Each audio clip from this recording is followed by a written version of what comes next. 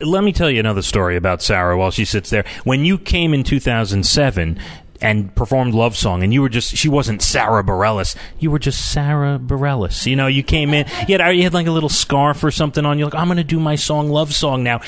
You left. I don't know if you know this. I told Patty, I told our program director, you left the building. I said, this song is Superstar. This is to the top, written all over it. And 8 months later or so, it was the #1 song on our radio station. So, I mean, you had it all along. When did you know as a kid that you had something like the first record person that said, you are that good, you can go all the way? Who said that to you? How old were you?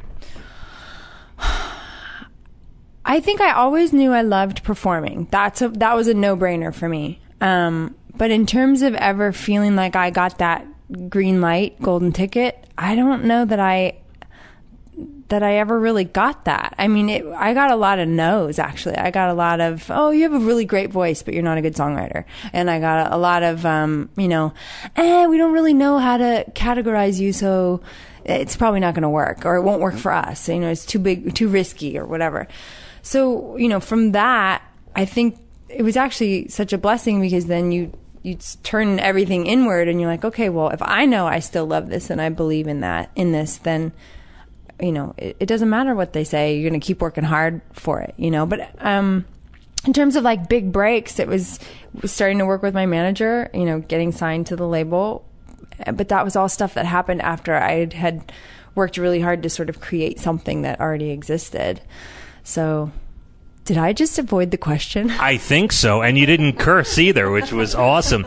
Your sound from, like, when I saw you in 2009, and then we just saw you at Terminal 5, it seems so much, like, beefier on stage. I know you had an extra band member there. You've done something to kind of beef up the live show, right? Yeah, we absolutely have. I think that was one of the things that I wanted to try out in this second incarnation was, having a bigger show experience. So it's something that we're still working on fine-tuning, and but also, thought about it from a writing perspective. I wanted songs that were a little bit more aggressive, isn't quite the right word, but songs that were a little more up-tempo and exciting, I guess. I wrote a lot of mid-tempo stuff on the first record, and I think I really tried to push myself this time.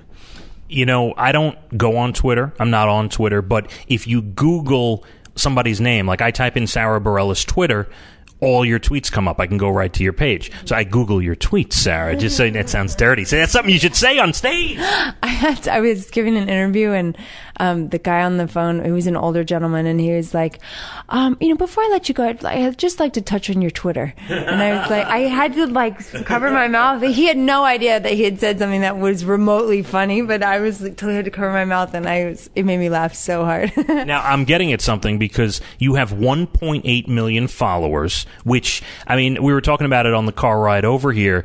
I think Puffy, our web guy here, was saying that even like Conan O'Brien has only 1 million, or you have 1.8 million. That is a ton, and a lot of people might not think that Sara Bareilles has almost 2 million Twitter followers. What do you attribute that to?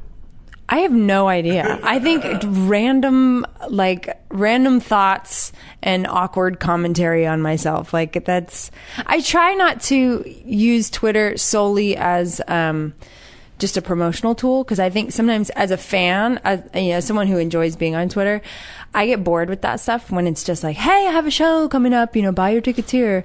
I want the nitty gritty. I want what happened to you in the public restroom? That's what I want to know, which is weird, maybe. And since I do Google your tweets, thank you, I said it again, and because I see you put pictures up there, I saw you in an elevator, you're on a golf cart. What are the chances we could take a picture? Do you have your phone with you right now? I don't. I left it up. Oh, my God. But if anybody has a camera, you can email me the picture, and I can tweet it.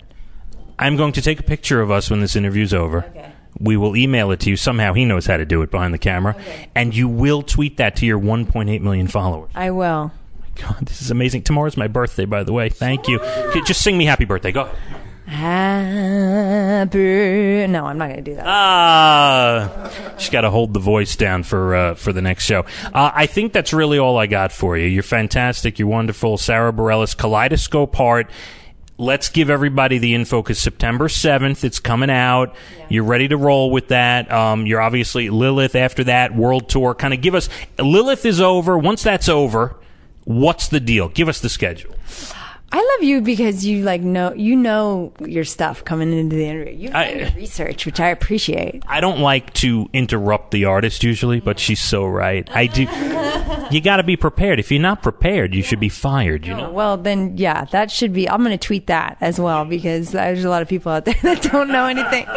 But you basically said we're going to finish Lilith, and then I head home and we do some more radio promotional stuff, and then we go home and have some production rehearsals, and then we start our headlining tour, and that will be mostly in the States through the fall, and then we'll be heading overseas in early next year. All right. And the best part about this, we are in the internet room of a hotel. Look, there's even someone at a cash machine. There's someone. I mean, this is fantastic. You're out in the open doing your thing. September 7th, Kaleidoscope Art. Take out a 20 for me, please. Sara Bareilles, listen, thank you for having us. I know you're extremely busy, but you know, at WMJC, we are huge fans, and this is going to be on WMJCFM.com and all over the place, and we love you, and you're so good to your fans. Thank you so much. Thank you so much for having us. Me and my alter ego here. Me and that lady. Bye.